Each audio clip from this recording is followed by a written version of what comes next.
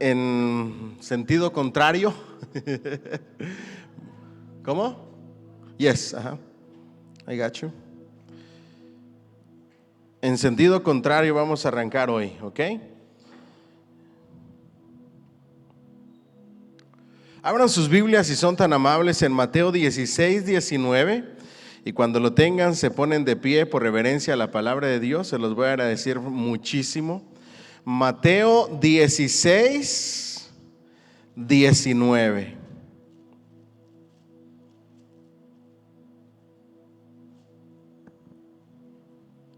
Vamos a leer desde el 18. Recuerden que la primera parte la estudiamos la semana pasada. Hoy vamos a arrancar primero con los temas controversiales y vamos a cerrar con el libro, ¿ok?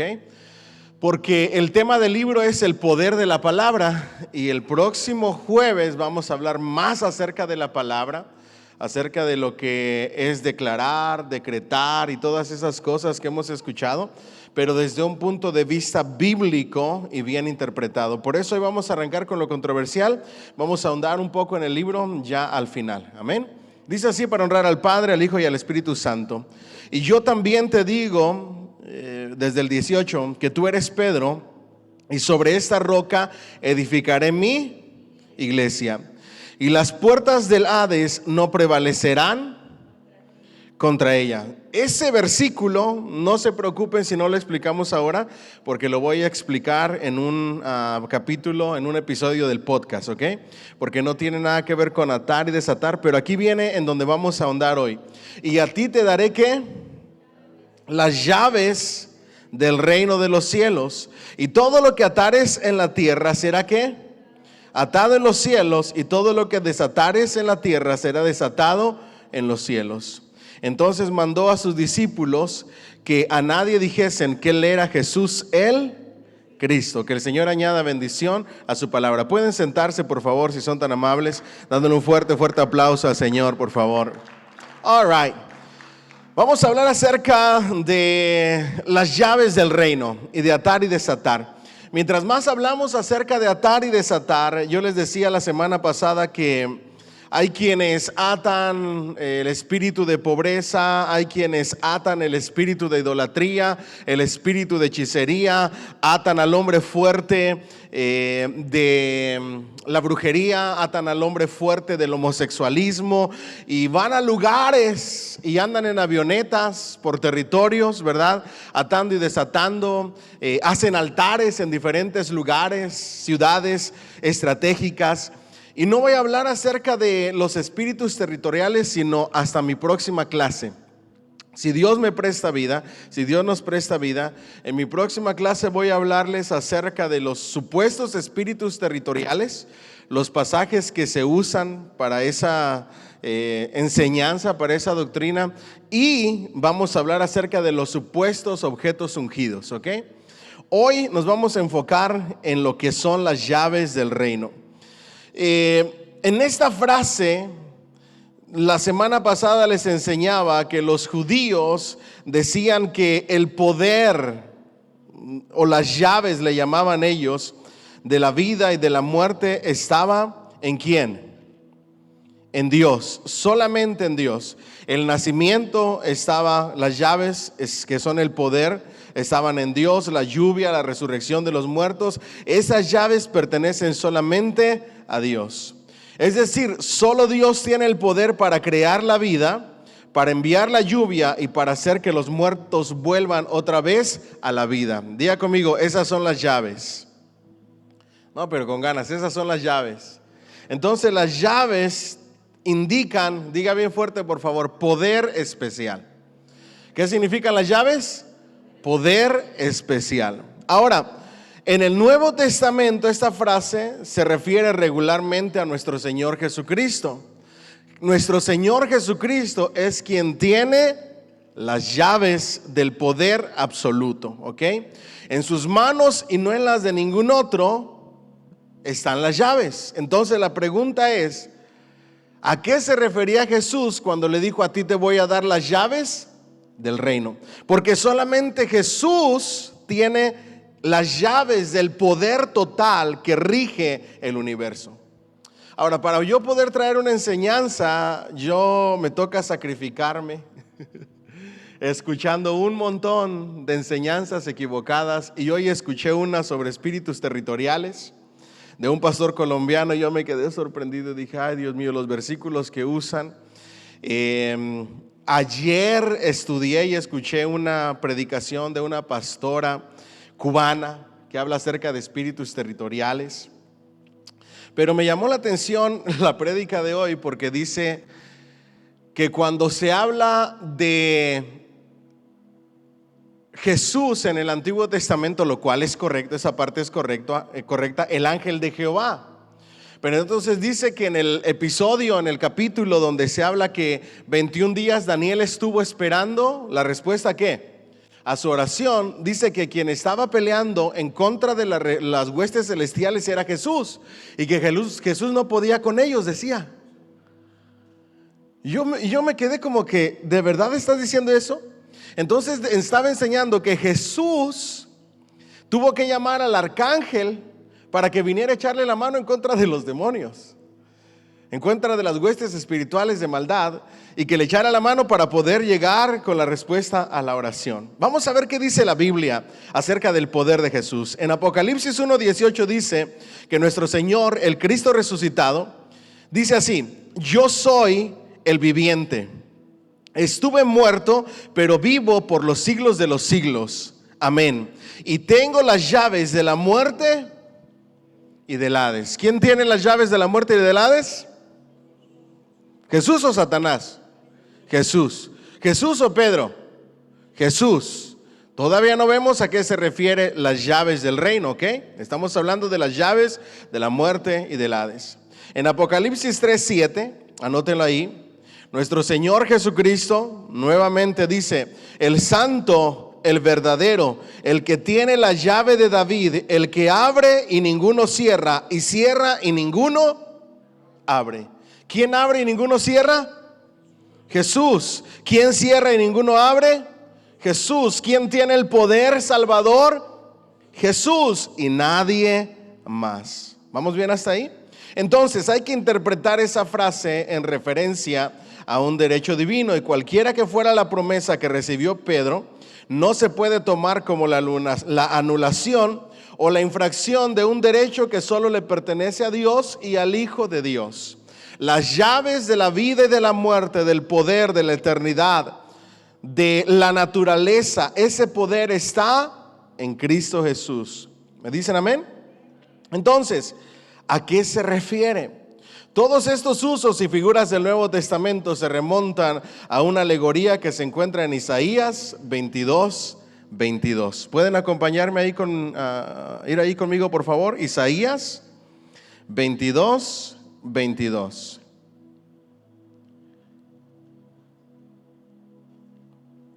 Isaías 22:22. ¿Lo tenemos? Y pondré la llave de la casa de David ¿sobre quién? Sobre su hombro. Y abrirá y nadie cerrará, cerrará y nadie ¿qué? ¿En dónde acabamos de leer esas palabras? En Apocalipsis. ¿En quién se cumplieron esas palabras? En Cristo Jesús. Ahora bien, hay un relato y una historia, si nosotros seguimos ahí en el libro de Isaías, donde Eliakim había de ser mayordomo fiel de la casa. El mayordomo es el que lleva las llaves de la casa. Ahora vamos a entrar a lo que son las llaves en la época de Jesús y el significado tradicional y cultural de las llaves. Cuando Jesús le dice a Pedro: a ti te voy a dar las llaves, le está diciendo: a ti te voy a dar las llaves de un mayordomo. ¿Me siguen hasta aquí? ¿Se recuerdan antes, en las fincas de antes, cuando había aquellos rancheros con grandes propiedades y parcelas que tenían trabajadores? Siempre tenían alguien que tenía ¿qué? Las llaves. Era el mayordomo de las llaves. Aún en nuestra cultura, ustedes lo pueden ver en algunas películas, etcétera. A eso se estaba refiriendo nuestro Señor Jesús. Entonces, el mayordomo, el que lleva las llaves de la casa, el que abre la puerta por la mañana y la cierra por la tarde, esa era la tarea del mayordomo de las llaves. Y el que introduce a los visitantes a la presencia real. Está hablando de la tradición de un mayordomo de llaves de un rey. Entonces, ¿qué hacía el mayordomo? Abría la puerta en la mañana, la cerraba en la tarde y le daba el acceso a las personas y las llevaba hasta la presencia de ¿quién? Ya ven por dónde está hablando Jesús de las llaves, ¿verdad? Le está diciendo a Pedro, te voy a hacer mayordomo. Tú vas a abrir las puertas con la predicación del evangelio, vas a dirigir con la predicación del evangelio a las personas hasta la presencia real del Rey de Reyes y Señor de Señores. En el caso de Pedro, su misión consistiría en abrir, no cerrar las puertas del cielo. Diga conmigo, abrir y no cerrar. Y ahorita vamos a aclarar lo que dice que todo lo que atéis, ¿ok? Vamos a ir por ahí. Entonces, a Pedro se le dice, a diferencia de los mayordomos que cerraban la puerta, la única manera para cerrar la puerta a la presencia real es cuando tú no predicas el evangelio. Y ahí el Señor dijo, cuando tú no predicas, las piedras ¿qué? Hablarán. Entonces, el trabajo de Pedro con las llaves del reino, las llaves de la predicación del evangelio, las buenas nuevas de salvación, era abrir ese acceso a Cristo, a la salvación del Rey, nuestro Señor Jesucristo. Ahora, eso se cumplió sin lugar a dudas en el Pentecostés. Pedro abrió la puerta a 3,000 almas en Hechos 2:41. Por eso le dijo, a ti te daré las llaves ¿de qué? Del reino. En su predicación le abrió la puerta con su predicación a más de aproximadamente a 3,000 almas. Imagínense ustedes. Más tarde le abrió la puerta al centurión gentil Cornelio, en lo cual hizo que la puerta girara para admitir al gran mundo ¿qué? Gentil en Hechos 10. ¿Se recuerdan de la visión que tuvo Pedro? ¿En dónde estaba Pedro? En la azotea de la casa. Los que estudiaron usos y costumbres en tiempos bíblicos saben por qué había una azotea, para qué se usaba la azotea, y parte del uso de la azotea en las casas judías era subir para dedicar tiempo a la oración, ¿verdad que sí? Entonces, mientras está orando, recibe una visión de animales puros e impuros. Y el Señor le dice, come. Y dice, nunca he probado cosa inmunda. Y el Señor le vuelve a decir, come, Señor, pero esto. Y vienen las objeciones de Pedro. Y el Señor termina diciéndole, no llames impuro lo que yo ya he santificado. Estaba haciendo una referencia al pueblo gentil. Y era Pedro quien tenía las llaves y que le iba a abrir las puertas de entrada a la salvación, al acceso de la salvación de Cristo, el Rey de Reyes y Señor de Señores, al pueblo gentil. Déselo más fuerte ese aplauso al Señor. Ahora, la pregunta es, ¿hasta ahora hemos hablado de atar demonios o desatar demonios? ¿En la interpretación correcta? No, ¿ok?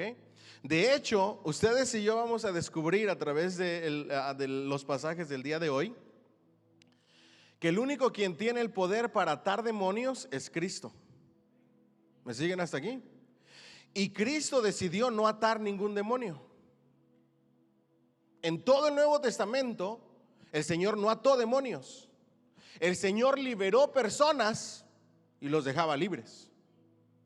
Los únicos demonios atados son los que están en el libro de Judas, que desde la caída el Señor Dios Todopoderoso los puso y los encadenó y los ató en abismos. Ustedes no van a ver ni al mismo Señor Jesucristo ni a ningún apóstol atando demonios. Los van a ver liberando personas de ataduras de demonios, pero no atando demonios. La Escritura dice, cuando se hablen a los demonios, digan que el Señor te reprenda, porque no hay otro nombre bajo el cielo que tenga más autoridad sino el nombre de Cristo Jesús nuestro Señor. ¿Cuánto era una ofrenda de palmas al Rey? Entonces, en Hechos 15 nos cuenta cómo se abrió la puerta de par en par al mundo gentil en el concilio de Jerusalén, y fue testimonio de Pedro lo que hizo posible aquella decisión emblemática. ¿Se recuerdan? El Espíritu Santo ya se está derramando sobre los gentiles. Ya nosotros no podemos mantener la puerta cerrada de la salvación. ¿Qué les vamos a pedir entonces? ¿Y quién contestó? ¿Y quién dio la decisión final?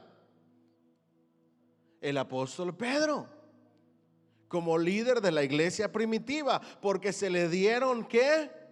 Las llaves, y le abrió las puertas del reino al pueblo gentil. ¿Me siguen hasta aquí?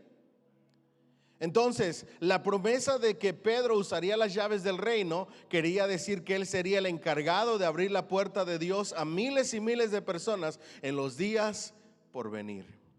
Pero en este sentido, no solamente Pedro es el que tiene las llaves del reino, sino también cada cristiano que ha sido llamado a predicar las buenas nuevas de salvación. Con eso abrimos las puertas del reino por la predicación del evangelio a aquellas personas que nos escuchan y que se entregan a Cristo por la predicación de la palabra, entrando así a participar de la gran promesa de Cristo para salvación.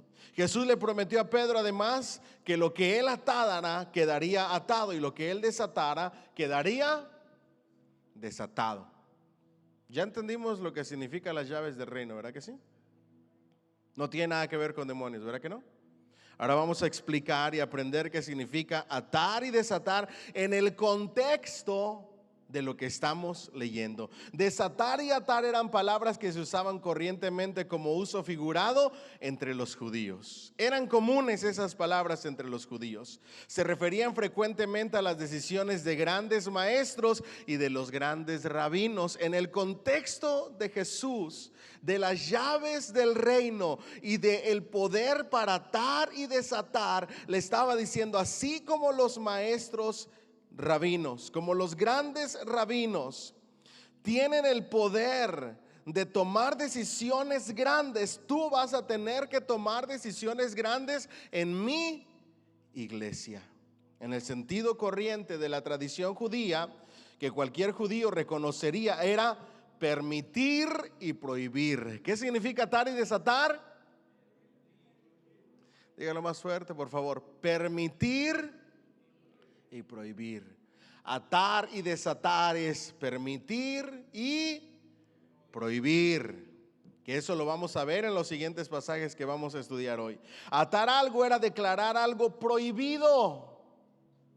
Por eso es que no está hablando de demonios, y ese lenguaje no se debe de utilizar para demonios ni cuestiones de la vida, de que ato todo espíritu de muerte, ato toda tristeza, ato todo dolor. No podemos ir por la vida atando, porque la palabra de Dios no habla de ir atando el dolor, la tristeza, la envidia. ¿Dónde dice? El apóstol Pablo no dice aten las obras de la carne. El apóstol Pablo dice desechen las obras de la carne. ¿Me dicen amén? Así es que necesitamos ya parar de andar atando y desatando, porque no es algo que enseña la Biblia. Atar algo era declararlo prohibido. Desatar algo era declararlo permitido. ¿Estamos aquí o no? Sí, ok. Atar algo era declararlo. Desatar algo era declararlo permitido. Eran expresiones corrientes en relación con la ley. Era de hecho lo único que podían querer decir en el contexto que estamos leyendo. Así que lo que Jesús le estaba diciendo a Pedro era: Pedro, vas a tener responsabilidades graves y pesadas. Vas a tener la responsabilidad de prohibir cosas y de permitir cosas. Vas a tener que hacer decisiones que afectarán el bienestar de toda la iglesia. Y lo hizo en el concilio de Jerusalén. Él prohibió ciertas cosas y por ende permitió otras cosas. ¿Me siguen hasta aquí? Ahora, ese poder de atar y desatar, ¿a quién se les da también? A los pastores de las iglesias. Y ahora vamos a hablar acerca de la autoridad de la iglesia, los pastores de la iglesia, en cuanto a disciplina y en cuanto a corrección. ¿Me siguen hasta aquí? Diga por favor conmigo: prohibir y permitir. Jesús le estaba diciendo a Pedro: serás el guía y el director de la joven iglesia, y las decisiones que harás serán tan importantes que afectarán a las almas de las personas en el tiempo y en la eternidad. El privilegio de las llaves quería decir que Pedro sería el mayordomo de la casa de Dios, abriéndoles la puerta a las personas para que entraran en el reino. El deber de atar y desatar quería decir que Pedro tendría que hacer decisiones sobre la vida y la práctica de la iglesia que tendrían las consecuencias más amplias. Y por supuesto, cuando leemos los primeros capítulos del libro de Hechos, vemos que eso fue precisamente lo que tuvo que hacer Pedro en Jerusalén. Ahora, si parafraseáramos este pasaje que ha causado tanta controversia, vemos que trata no de formas eclesiásticas, sino de cosas que corresponden a la salvación. ¿Me dicen amén? Aquí en este pasaje, porque el otro vamos a hablar de cosas eclesiásticas, aquí específicamente en el pasaje que acabamos de leer, son cosas referentes a la salvación. Jesús le dijo a Pedro: Pedro, tu nombre quiere decir roca, y tu destino será ser una roca. Eres la primera persona que me ha reconocido como el que soy, y por tanto eres la piedra del edificio de la comunión de los míos. En un episodio del podcast voy a hablar acerca de todo este fraseo de quién es Pedro, ¿ok? Contra esa comunión, las aguerridas fuerzas del mal no podrán prevalecer. En una iglesia en comunión y en unidad, las fuerzas del mal no pueden prevalecer. ¿Me siguen hasta aquí? Como tampoco me podrán mantener cautivo en el reino de la muerte. Y en días por venir serás el mayordomo que abrirá las puertas del reino para que entren los judíos y los gentiles, pero debes ser sabio, administrador y guía, que resuelva los problemas y dirija la obra de la iglesia naciente y creciente. Para terminar este pasaje, todo lo que atéis, todo lo que desatéis en cuanto a la salvación, si nosotros no predicamos, la salvación no llega a las personas. Si nosotros predicamos, la salvación llega a las personas. ¿Me dicen amén? Le dan un fuerte aplauso al Señor, por favor. All right. ¿Quedó claro o no? Si no, al final tenemos preguntas. Vámonos a otro pasaje de atar y desatar. Mateo 18, 18. Y cuando lo tengan me dicen amén. Mateo 18. Ya hablamos acerca del hombre fuerte. ¿Qué significa la semana pasada? Para no andar de nación en nación atando al hombre fuerte de esto, el hombre fuerte de aquello, el hombre fuerte del otro, ¿ok? Ahora vamos a ver otro pasaje que habla de atar y desatar, y luego vamos a ver otro que también habla de atar, un espíritu de enfermedad, desatar, perdón, ¿ok? Mateo 18, 18 dice: de cierto os digo que todo lo que atéis que en la tierra será atado en el cielo, y todo lo que desatéis en la tierra será desatado. ¿En dónde? En el cielo. Una de las primeras reglas de la hermenéutica es no sacar un pasaje bíblico y aislarlo, acomodándolo a lo que yo quiero que diga, sino más bien tratar y estudiar el pasaje bíblico en su contexto. Veamos qué dice el contexto en el versículo 15. Por tanto, si tu hermano peca contra ti, ve y repréndele estando tú y él solos. Si hay discordias entre hermanos, si hay pleitos entre hermanos, ve y arréglate, repréndele y dile: hey, ¿qué está pasando? Arréglate con él, tú y él solos. Si te oyere, has ganado a tu hermano. ¿Por qué? Porque cuando hay conflictos entre hermanos, lo que debemos de procurar es la reconciliación. No el dejarnos de hablar. Eso no es de cristianos, ni es bíblico. No es estar cuidando dónde está el hermano para no pasar por ahí y no saludarle en la misma iglesia. No es decirle hola en la iglesia y no saludarlo fuera de la iglesia o fuera de las instalaciones de la iglesia. Lo que la Biblia nos enseña es: arréglate con tu hermano, reconcíliate con tu hermano, pídanse perdón, perdónense. ¿Me dicen amén? Mas si no te oyere, toma aún contigo a uno o dos, para que en boca de 2 o 3 testigos conste toda palabra. Entonces ya le pediste perdón, sigue sin hablarte, sigue enojado, enojada contigo. le hablas a dos hermanas o a dos hermanos y le dices, mira, ayúdame, voy a ir a pedirle perdón, quiero reconciliarme con fulanito para que seas testigo de que yo quiero estar bien con esa persona. Sí, y luego dice, tres o tres testigos conste toda palabra. Si no los oyere a ellos, dilo a qué, a la iglesia. Y si no oyere a la iglesia, tenle por gentil y publicano. De cierto os digo que todo lo que atéis en la tierra será atado en el cielo, y todo lo que desatéis en la tierra será desatado en el cielo. Ahora cambia y el versículo 18 se dirige a los pastores, se dirige a los administradores, se dirige a las personas que están con autoridad en la iglesia para prohibir y permitir cosas, atar y desatar. Versículo 19. Otra vez os digo que si dos de vosotros se pusieren de acuerdo en la tierra acerca de cualquier cosa que pidieren, les será hecho por mi Padre que está en ¿dónde? ¿Para qué se malusa este pasaje? Si dos o tres se pusieren de acuerdo de cualquier cosa que han de pedir, será hecho por mi Padre. Para la oración de peticiones. Mal usado, mal interpretado, no deberíamos de usarlo para eso. Porque a lo que se está refiriendo la palabra es que se está refiriendo a los pastores, atar y desatar, permitir y prohibir, traer disciplina a la iglesia. Les está diciendo, si se juntan ustedes como ancianos de la iglesia, porque recuerden que en la iglesia primitiva había más de un pastor.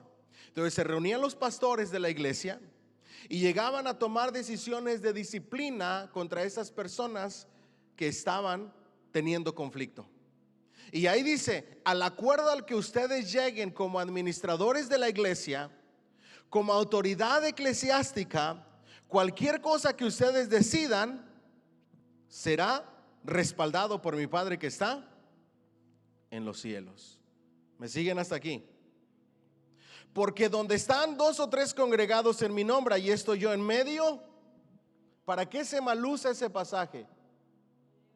Para cuando no llega la gente a la iglesia, cuando los cultos están con poquita gente. No se preocupen, mis hermanos, donde hay dos o tres reunidos en mi nombre, ahí está Él. No se refiere a eso. Se refiere a la reunión del cuerpo pastoral para llegar a acuerdos de disciplina y de corrección en miembros de la iglesia que están teniendo discordias y pleitos. ¿Me siguen hasta aquí? Ahí en esas reuniones para evaluar y llegar a decisiones, donde están congregados los pastores, ahí está Dios en medio de ellos. Ahora, ustedes se preguntarán, pastor, pero ¿cómo así? ¿Qué me lo corrobora? Bueno, la respuesta de Pedro está más clara que ni el agua. Pedro no preguntó, ¿y a cuántos espíritus malos e inmundos vamos a atar? ¿Y cuántos cultos donde no llega la gente vamos a hacer esto? ¿Cuántos cultos de oración vamos a hacer esto? No, Pedro entendió perfectamente lo que estaba diciendo el Señor. Entonces se le acercó Pedro y le dijo, Señor, ¿cuántas veces perdonaré a mi hermano que pecare contra mí? ¿De qué estaba hablando desde el versículo que empezamos? De arreglarse, de pedir perdón, de perdonarse, de arreglar sus conflictos, de reconciliarse. Pedro está entendiendo el contexto de la conversación y le dice, Señor, entonces ¿cuántas veces voy a perdonar a mi hermano que me ofende, que peque contra mí? ¿Hasta 7? Porque recuerden que la tradición judía decía que debías de perdonar hasta 3 veces. Y cuando perdonabas 3 veces era lo máximo. Porque la ley judía decía ojo por ojo y diente por diente. Y el Señor dijo, ya no se va a oír esto entre vosotros. Entonces Pedro, queriéndose ir más alto, de manera generosa y con un corazón tototote perdonador, dijo, Señor, ¿hasta cuántas veces? ¿Hasta 7? Pensando que el Señor le dijo, ay Pedro, qué generoso eres. Pero mira la respuesta del Señor. Jesús le dijo, no te digo que hasta 7, sino hasta 70 veces 7. De manera infinita. Y usted dirá, pastor, pero Si yo siempre he sabido que eso es para la oración, cuando la gente no se congrega, para atar demonios, para desatar demonios, ¿qué más me lo corrobora? Bueno, sigamos la conversación en el versículo 23. Por lo cual el reino de los cielos es semejante a un rey que quiso hacer cuentas con sus siervos. Y comenzando a hacer cuentas le fue presentado uno que debía 10,000 ¿qué? Talentos. Y ustedes ya saben, es la parábola de ¿qué? Del perdón. Tanto te perdonó el Señor que tú no puedes negarte a perdonar. Atar y desatar en este contexto es disciplina eclesial, decisiones de prohibir o permitir, decisiones para resolver conflictos y disciplina en la iglesia, en la comunidad. ¿Me siguen hasta aquí? Vamos adelante. ¿Cuáles son los errores de este pasaje o el uso errado? Usarlos como para atar demonios y manipular realidades físicas. ¿Me siguen hasta aquí? Ahora, errores comunes en las falsas enseñanzas de atar y desatar. Usan el atar y desatar para confrontar demonios directamente. En el Nuevo Testamento no da esta instrucción en textos, en los textos bíblicos. Cuando se habla de demonios, se habla de reprender, de liberar, de echar fuera, no de atar y desatar. ¿Me siguen hasta aquí? Siguiente error: creer que nuestras palabras crean realidades celestiales. Al contrario, nosotros actuamos conforme a lo que Dios ya ha hablado, a lo que Dios ya ha decretado. Mis palabras no tienen el poder creativo, no tienen el poder, por más positivas que sean, para crear una nueva realidad. Yo puedo creer la palabra y Dios decide conforme a su voluntad qué hace y qué no hace. Ahora, dile al que está a tu lado, ¿y las promesas? También en las promesas hay que ver qué promesas son para ti y qué promesas no son para ti. Por ejemplo, y haré de ti una nación grande y serán en ti benditas todas las naciones de la tierra. ¿Es una promesa para nosotros? No. Por más que te la apliques, por más que la hables, por más que la declares y la decretes, no es para ti y no va a ser un efecto, porque esa era una promesa mesiánica para Abraham. Es más, sería muy arrogante decir: en mí serán benditas todas las naciones de la tierra. Hay promesas en la Biblia que no son para ti y que no se pueden aplicar a ti. Pero hay muchas otras promesas que sí son para ti, para la iglesia, y que sí se pueden aplicar para ti. Para ti solamente hay que distinguir entre promesa y promesa, entre palabra y palabra, entre enseñanza y enseñanza. Atar y desatar lo usan como una autoridad para que los espíritus se sometan a ellos. Los espíritus demoníacos solamente se someten al poder de Cristo y la autoridad de una persona que camina con Cristo. ¿Me dicen amén? Eso lo vamos a hablar cuando hablemos de liberación. Lo peor todavía, aplicar el atar y desatar a bienes materiales. Ato la pobreza y desato la prosperidad. Imagínense, yo no sé si ustedes una vez vieron la película de Noé, pero el Noé moderno, que de repente se convirtió en Noé, y entonces empezaba, no sé cómo está el rollo de la película, pero al final tomaba decisiones como si fuera Dios. El caso es que escuchaba todas las oraciones de las peticiones de la gente, y había millones de personas pidiendo ganarse la lotería, y él le decía así a todos, y se creó un caos. Y hace mucho sentido esa película. ¿Me siguen hasta aquí? Si de eso se tratara, todo mundo desataría los 900 millones que hay ahorita en la lotería. No sé si me estoy explicando. No hay semejante poder. El poder real y verdadero está en Dios, en Cristo. Sus promesas han sido dadas. Y las promesas de Cristo y el evangelio del reino de Cristo apunta a la eternidad y no a las cosas terrenales. ¿Me dicen amén? Por eso cuando hablemos la semana que entra del Evangelio de la Prosperidad, tenemos mucho conflicto con la doctrina bíblica, ¿ok? Ahora, ¿cuáles son las advertencias hermenéuticas que debemos de tener en todo este curso de la verdadera y bíblica guerra espiritual? Nunca aislar el texto del contexto, ¿ok? Jamás. Porque cuando hablemos de espíritus territoriales, eso es lo que hacen, sacar textos fuera de su contexto y darles una interpretación privada. ¿Ok? Entonces, reconocer la historia y la cultura, los términos del lenguaje antiguo, evitar las interpretaciones místicas solamente porque alguien lo dijo. Escuché a un pastor, ese sí voy a decir el nombre de la iglesia porque usted tiene que tener mucho cuidado con ella, y es el pastor de Bethel, ¿ok? Que son muy famosos por sus alabanzas, pero su predicación es terrible.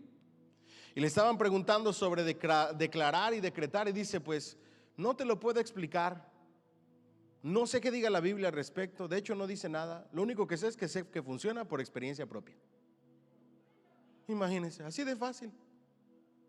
Es horrible.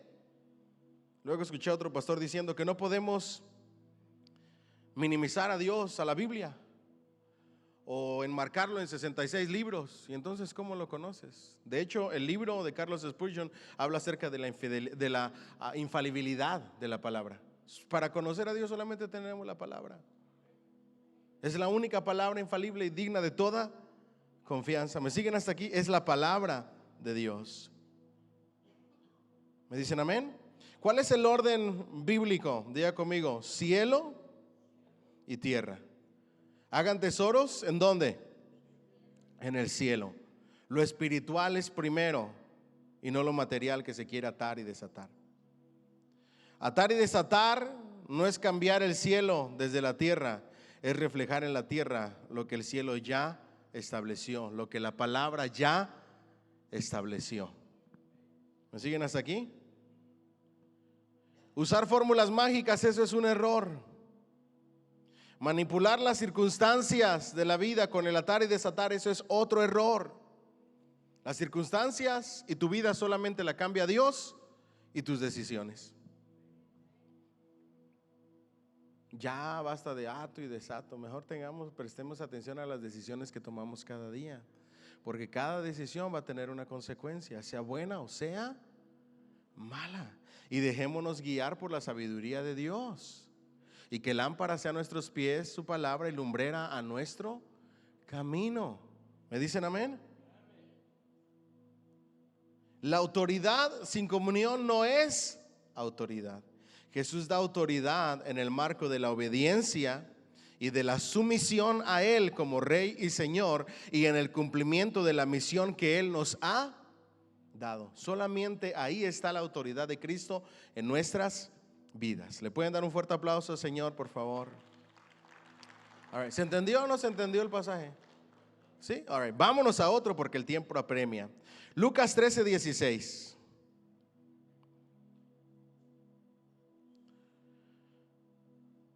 Bueno, vamos a ver desde el 11 quizá, déjenme ver. Desde el 10. Lucas 13:10, para que veamos todo el relato. ¿Ya lo tienen? Dice así: enseñaba Jesús en una sinagoga en el día de ¿qué? De reposo, ¿ok? Recuerden que y aquí empiezo a explicarles la historia, ¿no? Todo lo que estaba sucediendo en este relato. Recuerden de que Jesús empezó su ministerio con una costumbre. Todos los sábados el lugar en donde enseñaba era ¿en dónde? En las sinagogas. Después esa práctica con la cual él había empezado, la fue dejando y la fue haciendo a un lado debido a la persecución y al ataque de los fariseos. En el relato que estamos leyendo está tiempo previo a su crucifixión. Muchos creen que esta es quizá la última vez que está predicando en una sinagoga, en el día de reposo, en día sábado. Y había allí una mujer que desde hacía 18 años tenía espíritu ¿de qué? De enfermedad. Y andaba ¿cómo? Encorvada. Y en ninguna manera se podía ¿qué? Enderezar. Cuando Jesús la vio, la llamó y le dijo: mujer, eres libre de tu enfermedad. y puso las manos sobre ella y ella se enderezó luego y glorificaba ¿a quién? A Dios. Pero el principal, de la sinagoga, enojado de que Jesús hubiese sanado en el día de reposo, no le dijo a Jesús, le dijo a la gente: 6 días hay en que se debe de trabajar. En estos pues venid y sed sanados, y no en el día de reposo. Entonces el Señor le respondió y dijo: hipócrita. Mejor dicho, en el original, en plural, hipócritas. Cada uno de vosotros, ahí se utiliza el plural, no desata en el día de reposo su buey o su asno del pesebre y lo lleva ¿a qué? ¿A beber agua? Y a esta hija de Abraham que Satanás había ¿qué? Atado 18 años, ¿no se le debía qué? Desatar de esa ¿qué? Ligadura en el día de reposo. Al decirle estas cosas, se avergonzaban todos sus adversarios, pero todo el pueblo se regocijaba por todas las cosas gloriosas hechas ¿por quién? Por él. ¿Qué hizo Jesús? Desató las ligaduras de Satanás en esta mujer. ¿Quién la tenía atada? Satanás. A simple vista, muchos dirán: ya ve, pastor, póngale que no atemos demonios o desatemos demonios, pero sí desatamos enfermedades provocadas por demonios. Y la pregunta es: ¿será así? ¿Qué le parece si lo descubrimos? Vamos adelante. Ya le dije que esto ocurrió probablemente en Perea, ¿verdad que sí? Ya le dije el tiempo previo a su muerte, su crucifixión, una de las últimas veces. Aquí se desarrolla la historia. Una mujer que tenía un espíritu malo que le había tenido en un estado de enfermedad durante 18 años. ¿Cuántos años? 18. Estaba encorvada y no podía en modo alguno enderezarse. Una mujer, parecería entonces que esta mujer entró en la sinagoga mientras Jesús estaba enseñando. Por el tono del relato bíblico que hace Lucas, es muy probable que la noticia de que Jesús iba a predicar en esa sinagoga le había llegado un poco tarde. Nuestro Señor Jesucristo ya está enseñando en la sinagoga y ella está entrando. Y cuando va entrando, ¿quién creen que la vio? Jesús. Quizá Jesús dijo: pobre mujer. ¿Por qué? Porque su condición era lastimosa. Si no estaba posesionada por un demonio en realidad, la expresión que tenía un espíritu de enfermedad podría favorecer la sugerencia de que estaba por lo menos bajo la influencia demoníaca. Vamos a decir que no estaba poseída por un demonio, pero sí estaba siendo influenciada por una obra demoníaca, porque Jesús lo dice. Y esto en un grado tal que durante un periodo de 18 años ella había padecido una enfermedad. Si lo dijéramos cuál era la enfermedad, sería espondilitis deformans. Esto quiere decir que sus huesos, los huesos de la columna vertebral, se habían fusionado a una masa rígida y ella estaba encorvada y no se podía enderezar de ninguna manera ni por ningún modo. Su enfermedad debe haber sido también muy dolorosa, como ocurre generalmente con las personas que sufren con enfermedades en la columna vertebral. 18 años con una enfermedad de columna súper dolorosa, sufriendo permanente dolor con esta enfermedad crónica. La expresión espíritu de enfermedad implica fuertemente que el mal había sido causado por un espíritu demoníaco, o que la principal causa de su enfermedad era una causa espiritual. ¿Eso quiere decir que todas las enfermedades tienen una causa demoníaca o espiritual? No, no debemos generalizar. Entonces, hoy en día hay enfermedades causadas por demonios, sí. ¿Satanás tiene el poder para enfermar vidas y personas? Sí, lo hizo con Job. ¿Me siguen hasta aquí? Ahora, ¿cómo saber si una enfermedad es causada o no por un espíritu maligno o por un demonio? Hay que ver los estudios médicos. Una de las cosas que me enseñaron en el seminario bíblico en cuanto a este tema, en demonología, fue la siguiente: nunca reprendas un demonio como ministro donde no lo hay, porque puede ser contraproducente y puedes traumar a las personas que piensen que tienen demonio cuando no tienen un demonio. Y se me quedó bien grabado. Y nosotros preguntábamos, entonces, ¿cómo sabíamos? ¿Cómo saber si es espiritual o no? Llévenla al médico. Si no hay una explicación médica, si no hay un diagnóstico médico que explique lo que está pasando, entonces es espiritual.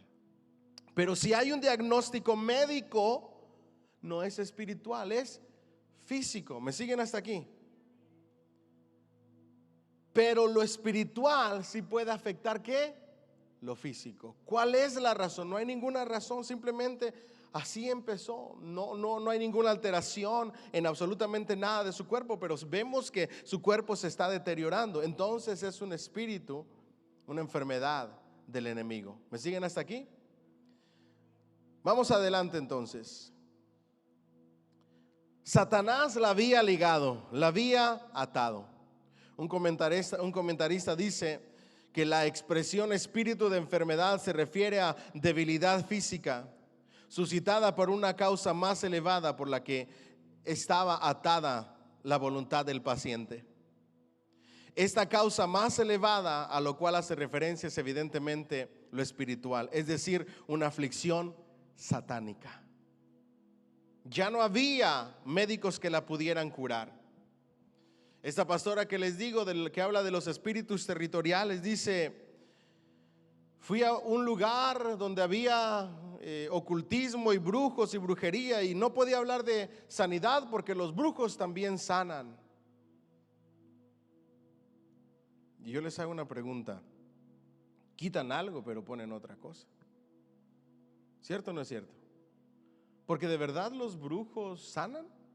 ¿O Satanás quiere sanar a las personas o las quiere mantener atadas y ligadas?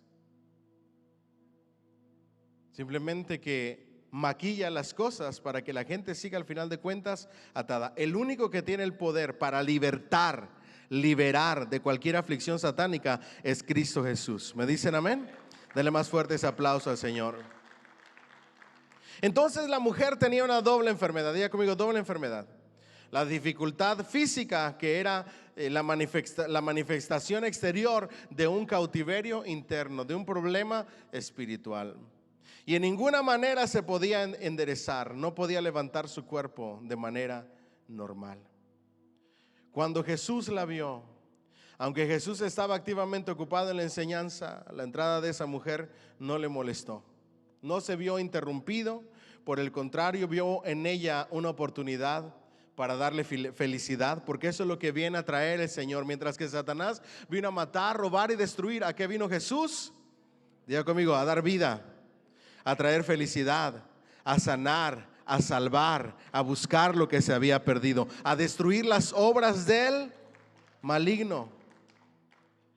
También una oportunidad para demostrar qué tipo de actividades eran lícitas y adecuadas en el día de reposo, y darle un golpe fuerte a la tradición y no a la Biblia. ¿Me dicen amén? No a la ley, sino a la tradición. ¿Se pueden imaginar ustedes la escena? Jesús enseñando, ella va entrando encorvada con un montón de dolor. Llega a la sinagoga, se va aparte al lugar de las mujeres, como estudiamos en usos y costumbres. Pero de repente dice la Escritura que el Señor le dice que venga, y la hace pasar al frente donde Él está enseñando. ¿Me siguen hasta aquí? Versículo 12: cuando Jesús la vio, la llamó y le dijo: mujer, eres libre de tu enfermedad. ¿Se imaginan el tiempo que se tomó Jesús para que esa pobre mujer se levantara de su lugar y llegara hasta el frente donde Él estaba y hacerla libre de su enfermedad? Porque dice que simultáneamente, cuando Jesús la vio y la llamó, le dijo: mujer, eres libre de tu enfermedad, puso las manos sobre ella. De manera simultánea viene la palabra de Jesús de sanidad y pone las manos sobre ella. ¿Me siguen hasta aquí?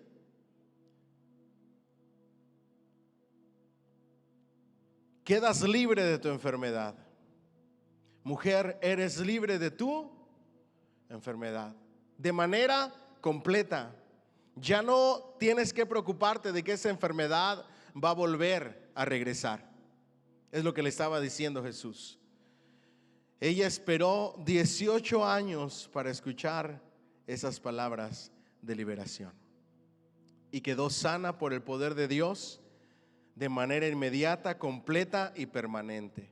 Ese es el poder de Dios. Diga conmigo: de manera inmediata, completa y permanente. Para los que creen en sesiones de liberación, el poder de Cristo y el poder que actúan los apóstoles, no hay sesiones de liberación.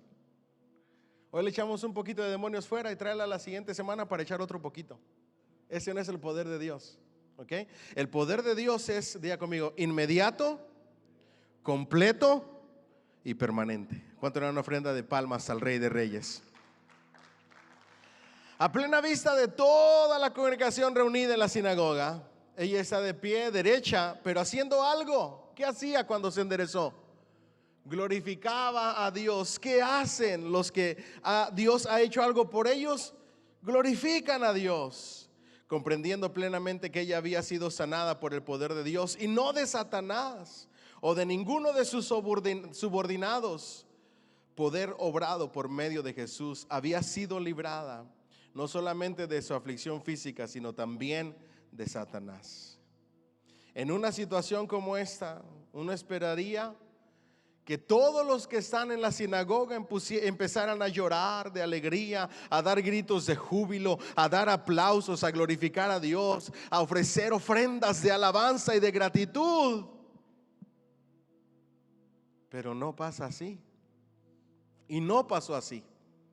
Dice la escritura que el principal de la sinagoga se indignó, se enojó por lo que Jesús había hecho en el día del leproso. Y enojado le llama la atención a la pobre mujer que acaba de recibir su sanidad. Ni siquiera le dio chance de disfrutar su gozo y su sanidad cuando ya la estaba regañando el principal de la sinagoga.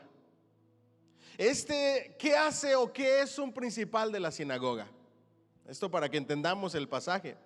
Este hombre era el representante de la mantención del orden en el servicio y de la selección de quienes deberían realizar diferentes funciones. Por ejemplo, dirigir la oración, quién va a dar la lectura de las escrituras, quién va a predicar. Probablemente era el presidente de la junta de ancianos de esa sinagoga y el que estaba a cargo porque era el principal. Ahora hay que recordar que una sinagoga era formada por ¿cuántos ancianos? Por 10 ancianos. Y él era el principal, el que daba orden, el que controlaba lo que sucedía ahí. Estaba enojado, estaba indignado. ¿Por qué? Muchos creemos que se sintió que su autoridad había sido atropellada. No se siguió el orden. Y es que el único que pone orden es Cristo. Nosotros nada más podemos hacer un outline, pero el Espíritu Santo hace como Él quiere y como a Él le place. ¿Me dicen amén? Dáselo más fuerte al Rey. Y seguramente pensó que se había profanado el día de reposo por lo que enseñaba la tradición. Estaba tan enojado ante el quebrantamiento del sábado que perdió completamente el sentido y el valor de ese milagro. No le prestó atención al milagro, no se alegró por lo que había sucedido. La ley, según la interpretación de los rabines en ese tiempo, permitía que los médicos solo trataran los casos de emergencia o de urgencia en día sábado. Eso era lo que decía la tradición. Como ahorita, si tú llegas a emergencias y tu situación no es de emergencias, te mandan a la casa y no te atienden, porque solamente se atienden ¿qué? Urgencias, emergencias. Los rabinos decían que en el día sábado solamente un caso de urgencia se podía hacer algo al respecto, o se podía hacer oración por algo que fuera emergencia.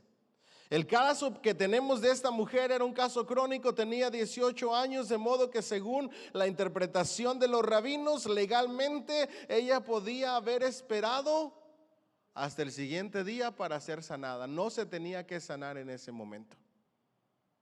Esa es la argumentación del principal de la sinagoga cuando le habla a la mujer y le grita a la gente. Entonces ahí empieza nuestro Señor Jesucristo. El principal dice: 6 días hay en que deben de trabajar. Los rabinos habían exagerado tanto la prohibición del cuarto mandamiento, que un acto tal de misericordia como el que Jesús había realizado con esta mujer afligida era interpretado como un trabajo, y de esa manera la prohibición del sábado. Fíjense, se acusó a Jesús de levantar su mano, ponerla y de decir las palabras: mujer, eres libre de tu enfermedad. Y miren el argumento de Jesús. Le dice: hipócritas, porque aunque estaba enojado con Jesús, criticó ¿a quién? A la gente. No tuvo el valor necesario para atacar a Jesús directamente. Se fue en contra de la pobre mujer y de la gente. ¿Me siguen hasta aquí? Entonces, malinterpretó el mandamiento divino acerca del día de reposo. Por cierto, estaba literalmente en lo correcto cuando dijo: hay 6 días en los cuales se debe de trabajar. Eso está en Éxodo 20, 9 y 10, en Deuteronomio 5, 13. Pero evidentemente pasaba por alto otros pasajes como Génesis 2, 13, Isaías 58 y Miqueas 6, 8. Por eso el Señor Jesús le dice: hipócritas, cada uno de vosotros no desata en el día de reposo su buey o su asno del pesebre y lo lleva a beber. ¿Qué es más trabajo? ¿Levantar la mano y hacer oración? ¿O ir, desatar el asno y el buey, llevarlo a que beba agua como un acto de humanidad? Porque si no toman agua un día, no se mueren. Eso es lo que estaba diciendo Jesús con ese argumento. Tú vienes a acusarme de que ella podía haber esperado para mañana, pero por acto de humanidad ustedes no esperan a que sus bueyes y sus asnos beban agua mañana, sino que en el día de reposo caminan, van, lo desatan y los llevan a beber agua.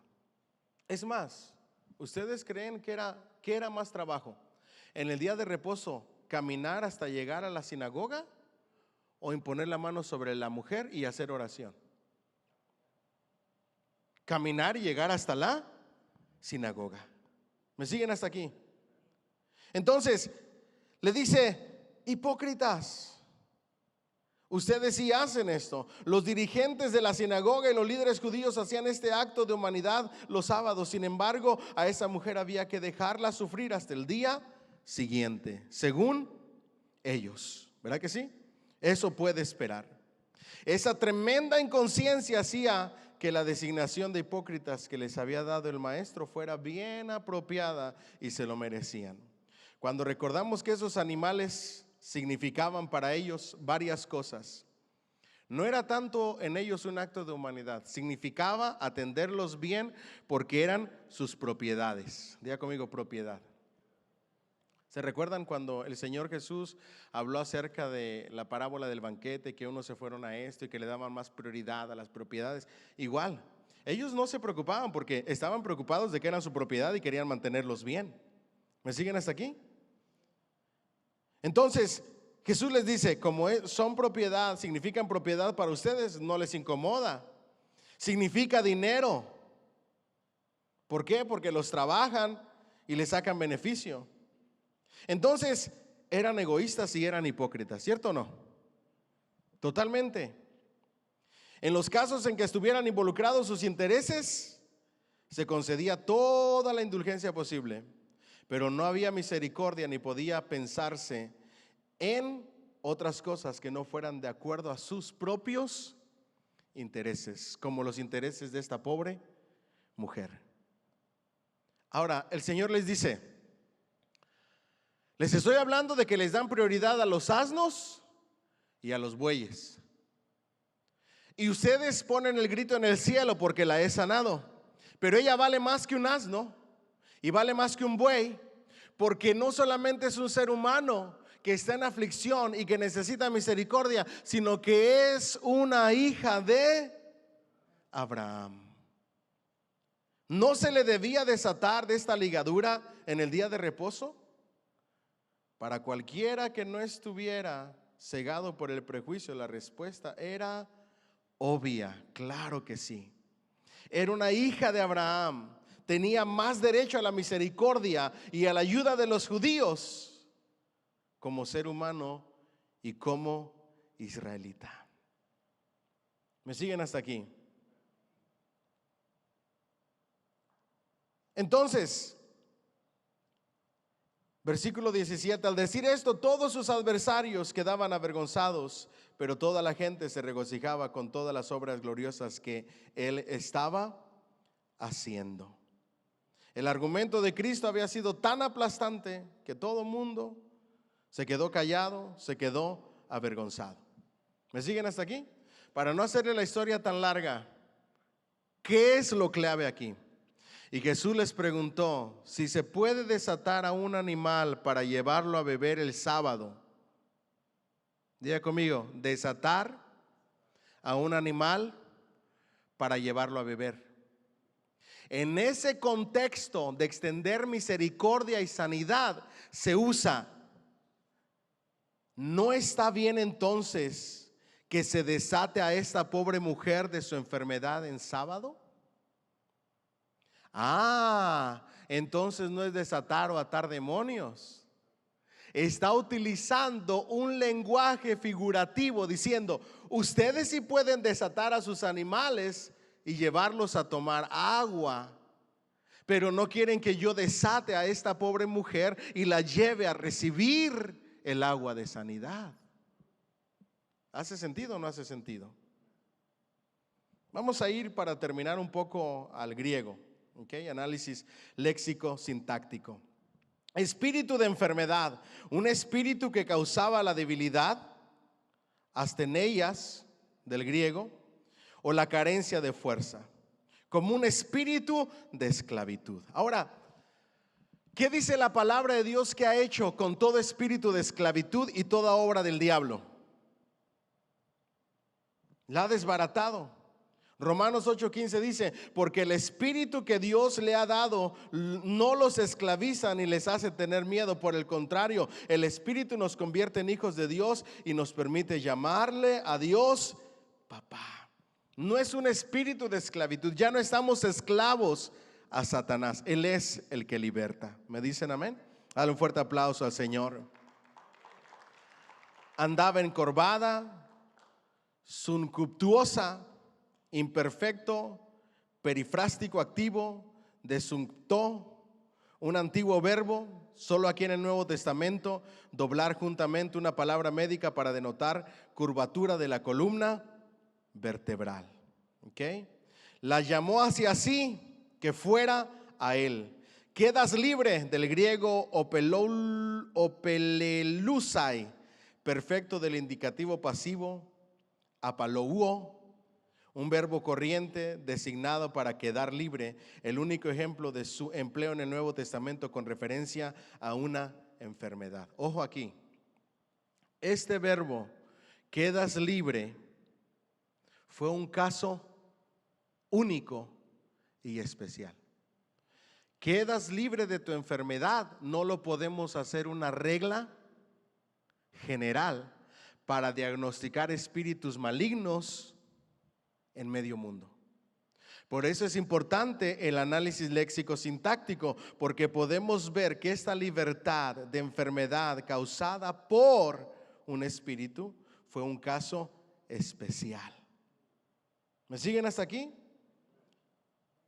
El uso incorrecto que se use como respaldo para desatar a personas en sentido literal y liberación espiritual. Te desato de toda enfermedad. No se puede usar ese término. Podemos orar por sanidad, como dice la Escritura.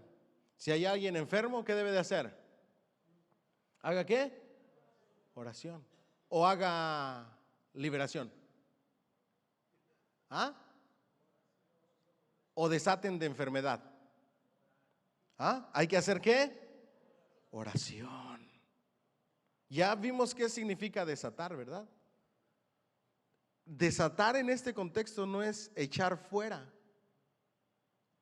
es desatarla, liberarla de las ligaduras de la opresión para que vaya a recibir sanidad, así como los asnos y los bueyes los desataban para que pudieran acercarse a tomar agua.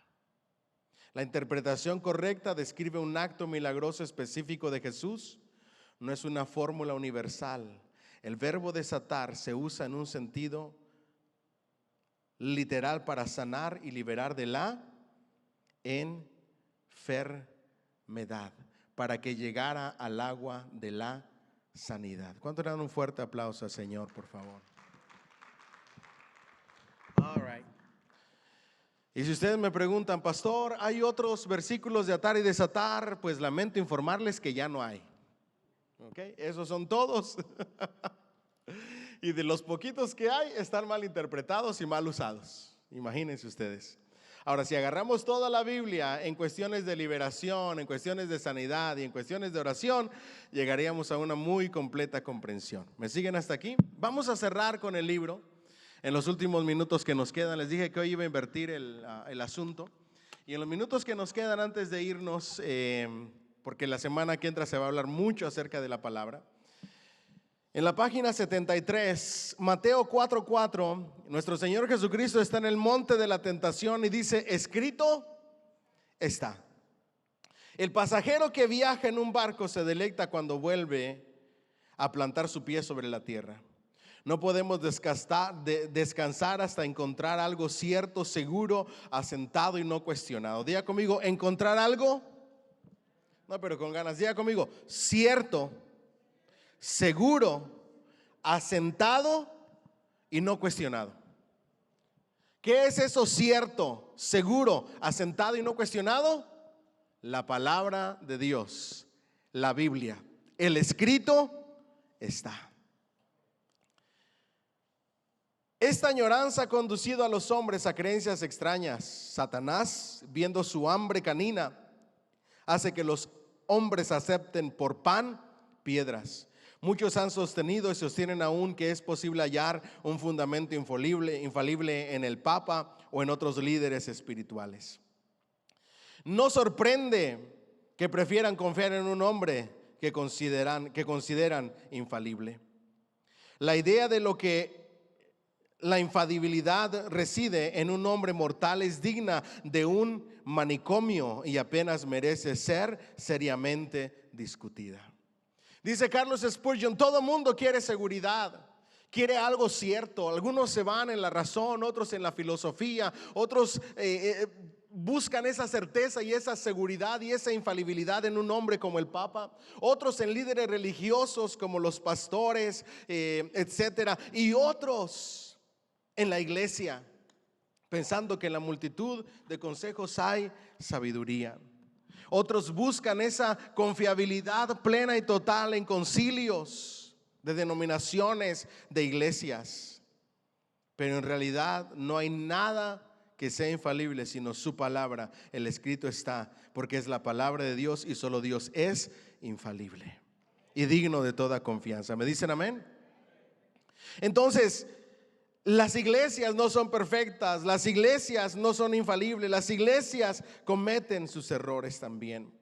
Página 74, pero tenemos una palabra más segura de testimonio, roca firme y de la verdad sobre la cual descansar, porque nuestra norma infalible descansa en un escrito está. La Biblia entera y nada más que la Biblia es nuestra norma. Para aquellos que dicen, ¿y lo que no fue escrito qué? Pues nada, no lo conocemos porque no fue escrito. ¿Me siguen hasta aquí? La Biblia entera y nada más que la Biblia es nuestra norma, nuestra guía, la palabra de Dios. Solo a través de ella conocemos a Dios. La cuestión no es que la Biblia sea profunda o sencilla. El Espíritu Santo nos la enseña mientras estudiamos. Pero no se trata de si es o no sencilla, sino que se trata de que el libro magnífico e infalible es el único tribunal de apelación, la espada del Espíritu a blandir en las batallas espirituales que nos aguardan. Dice Carlos Spurgeon: les exhorto a tomar esta parte de la armadura de Dios para poder resistir al gran enemigo de nuestras almas. Escrito está. Este es el arma de nuestro campeón. Ahora, Carlos Spurgeon dice algo súper interesante que yo no lo había visto de esta manera. Contrario a este pastor que les decía que Jesús no pudo con las huestes espirituales y que tuvo que mandar a pedir ayuda con el arcángel, Carlos Spurgeon dice lo contrario y dice: nuestro Señor Jesucristo en el monte de la tentación pudo haber clamado a su Padre, y el Padre hubiera enviado millones y millones de ángeles para acabar con Satanás y esa tentación, pero no lo hizo. ¿Ok? Luego dice el escritor: también pudo haber utilizado el poder de su deidad como Dios y con una sola palabra hubiera hecho trizas al enemigo, pero no lo hizo. Pudo haber usado el resplandor y el esplendor de su gloria y haber quitado el velo, eso que dice Pablo, que él se despojó de lo que le hacía mayor, tomando forma de un velo, una vestidura humana que mantiene oculta la gloria de Cristo, pero no lo hizo. Con el puro resplandor de su gloria hubiera acabado en la tentación con el enemigo, pero no lo hizo. Él prefirió utilizar un arma que nos dejó, y esa arma poderosísima es la palabra. Específicamente, escrito está. Ay, mis hermanos, déjenme ver cómo les digo esto. En lugar de andar declarando y declarando, mejor usemos vocabulario bíblico y digamos: escrito está. No he visto justo desamparado, ni a un uno, ni su simiente que mendigue pan. Tú eres mi proveedor, Señor. Escrito está. ¿Me dicen amén? Escrito está. Caerán a mi lado 1000 y 10,000 a mi diestra, mas a mí no llegará. Escrito está: todas las cosas obran para bien aquellos que conforme a su propósito han sido llamados. En lugar de yo declaro, yo decreto, llamo las cosas que no son como si fueran. Yo cometí ese error hasta que me di cuenta que no hay nada mejor que seguir el ejemplo en la verdadera guerra espiritual que el del Maestro, el Señor Jesús. Escrito está. ¿Y qué hacían sus apóstoles? Escrito está. Y citaban la palabra de Dios. Es mejor citar la palabra de Dios y decir: escrito está. La mejor arma de guerra que el cristiano tiene es la palabra. Escrito está. Por eso es que debemos de estudiarla todos los días y de leerla todos los días y de conocerla todos los días. Porque el Señor Jesucristo le dijo: Satanás, espérame tantito por favor, déjame, voy a buscar mi Biblia, los versículos que tengo subrayados con marcatexto amarillo y con marcatexto verde. ¿Ah? ¿Ustedes creen que nosotros como iglesia, por cultura, se nos enseña a memorizar la palabra desde chiquititos? ¿Cuál es el especial de los niños los domingos? Se memorizaron un versículo bíblico, porque la palabra debe de estar escrita aquí y aquí, para que cuando el diablo venga a atacarte, tú puedas decir: escrito está. No tengas que ir a ver tu Biblia y decir: a ver qué dice la Biblia de que está escrito. ¿Me siguen hasta aquí? Diga conmigo: escrito está. Nuestro maestro también podía haber atacado a Satanás con lógica retórica y argumentos, mas no lo hizo. ¿Qué decidió decir? Escrito está. ¿Me dicen amén? Nuestro Señor usó esta arma al iniciar su vida pública. Pero si se me permite usar la expresión, dice Carlos Spurgeon, aunque su mano joven aún no había probado la guerra pública, empuñó de inmediato el arma para él forjada y declaró audazmente: escrito está. La palabra de Dios es arma para el niño, así como defensa para el hombre fuerte. Si un creyente fuera tan alto como Goliat de Gat, no necesitaría mejor espada que esta. Y si solo es un niño en las cosas de Dios, esta espada se adapta igualmente a su mano y servirá lo mismo para atacar que para defenderse. ¿Para qué sirve la palabra de Dios si el escrito está? Diga conmigo, para atacar y para defenderse. Ahora recuerden, yo no voy a hablar de la armadura, ¿ok?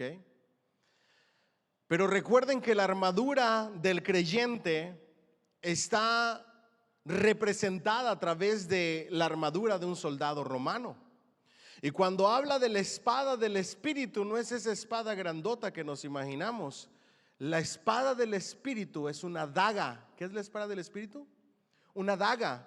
Y la daga los soldados romanos la usaban para la lucha cuerpo a cuerpo. De tal manera que la palabra de Dios es el arma diseñada por Dios mismo para atacar y para defenderte.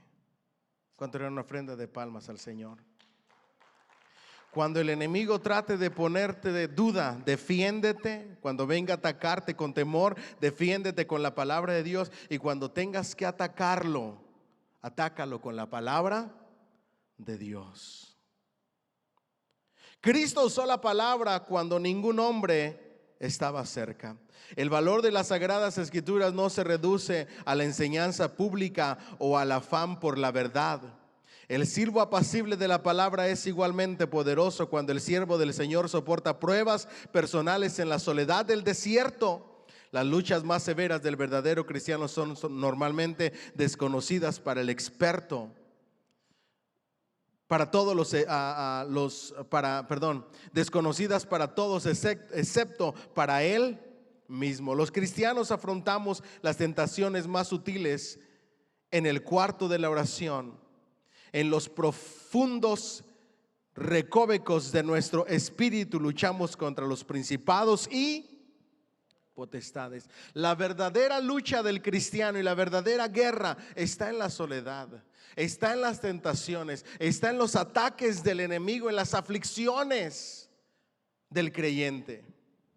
Ahora, yo no sé si ustedes sabían, pero la mayoría o muchos de los escritos de Carlos Spurgeon son escritos bajo la sombra del dolor y del sufrimiento. Y aún así son escritos de fe. Él sufrió una enfermedad llamada gota. Y la gota es una de las enfermedades más dolorosas. Y él cuenta en algunas ocasiones que no tenía ni las fuerzas para pararse en un púlpito.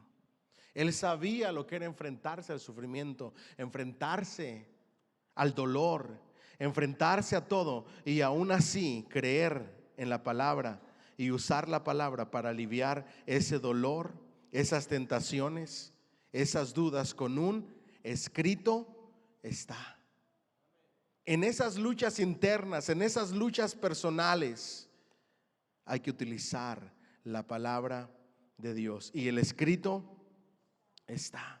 Los cristianos somos asaltados con pensamientos que vienen de una mente más vigorosa, más experimentada y más sutil que la nuestra. Y contra estos pensamientos la palabra de Dios es nuestra única defensa. ¿Por qué? Porque Satanás también conoce la palabra, pero cuando él da la palabra, la da transgiversada. Porque ¿qué le dijo a Jesús? ¿Acaso no dice que a sus ángeles mandará para que tu pie no tropiece en piedra? Él dice medias verdades, pero conoce la verdad. Dice la Escritura que los demonios creen y tienen más conocimiento que usted y yo. Ahora, esto es para investigar. Fíjese que apenas lo voy pensando. ¿Quién reconoció que Cristo era el Mesías primero, los demonios o Pedro? Bueno, para investigarlo cronológicamente. Porque los demonios, en el acontecimiento del hato de los cerdos, ellos reconocieron: tú eres el Cristo, el Hijo del Dios viviente, y has venido fuera de tiempo. Ellos conocen la palabra, conocen el plan de Dios, más que algunos creyentes. Ahora no sé si fue Pedro primero, después se queda de tarea para investigarlo, pero una buena observación, ¿verdad que sí? Diga conmigo: tengo que conocer la palabra. Tenga siempre escrito está a su lado. Algunos, cuando se ven inmersos en un conflicto espiritual, corren a un amigo en búsqueda de ayuda en lugar de correr a la palabra y al escrito está. No condenamos esa costumbre, pero sería mucho mejor que se volviesen al Señor y a su segura promesa. Más que el confort de un amigo, más que la ayuda de un amigo, está la ayuda del Señor y aferrarse a sus promesas y al escrito está. Algunos, a la primera embestida, están prestos a abandonar toda esperanza. No actúe de esa manera tan cobarde. Busque la gracia para esforzarse y mantenerse fiel. Debe luchar para entrar en el cielo. Examine su arma. No se dobla ni puede perder su filo cortante. Empúñela valientemente y clávela en el corazón del enemigo. Escrito está: sajará el alma y el espíritu y herirá al mismo dragón. Note que nuestro Señor usó esta arma en las circunstancias más difíciles, pero halló que era suficiente para su necesidad. No importa lo difícil que estés pasando, siempre debes de utilizar el escrito está, y siempre habrá una palabra oportuna para tu necesidad, porque la palabra de Dios es viva y eficaz.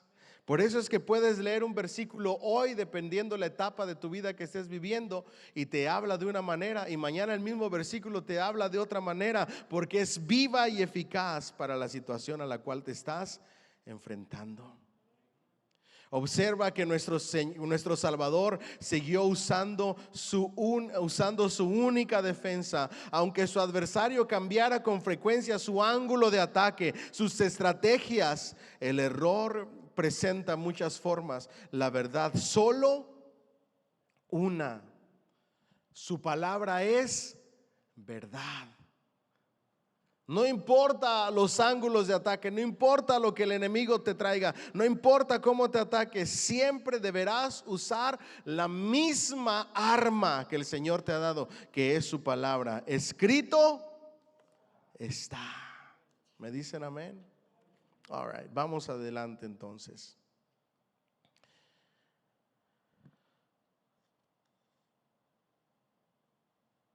¿Cómo usar esta palabra para defender su aflicción? El diablo le dijo: si eres el Hijo de Dios, y Jesús respondió: escrito está. Esa era la única respuesta que le tenía que dar. Jesús no trajo a colación evidencias para demostrar su filiación, ni siquiera mencionó la voz de gloria excelente que exclamó: este es mi Hijo amado. No dijo nada de eso, no presentó credenciales. Lo único que dijo es: escrito está. Y su defensa fue la misma palabra de Dios. No dudo que usted ya ha sido sometido al infernal.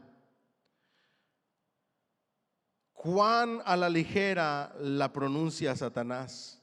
Es su palabra predilecta, la flecha favorita de su aljaba. Satanás es el príncipe de los escépticos que le adoran mientras él se ríe de ellos para sus adentros. Utilízala para defenderte. Creer la palabra. ¿Me dicen amén? Siguiente, para derrotar la tentación. ¿Con qué derroto la tentación? Ya conmigo, con la palabra de Dios. Y por último, para guiar nuestro camino. ¿Me dicen amén? Se nos fue el tiempo. La próxima semana hablo acerca de lo último, de cómo esgrimó Cristo la palabra. Recuerden que no voy a ahondar mucho en esto, porque se va a hablar la semana que entra, con la ayuda de Dios, más acerca de la palabra, pero vamos a dar lugar para preguntas y respuestas. Lo más importante que tenemos en la guerra espiritual para defendernos y para pelear, ¿qué es? ¿Perdón? La palabra. Ojalá que eso nos ayude a seguir escuchándola, y a seguir escudriñándola, y a seguir leyéndola. ¿Me dicen amén? Denle un fuerte aplauso al Señor, por favor. ¡Ánimo!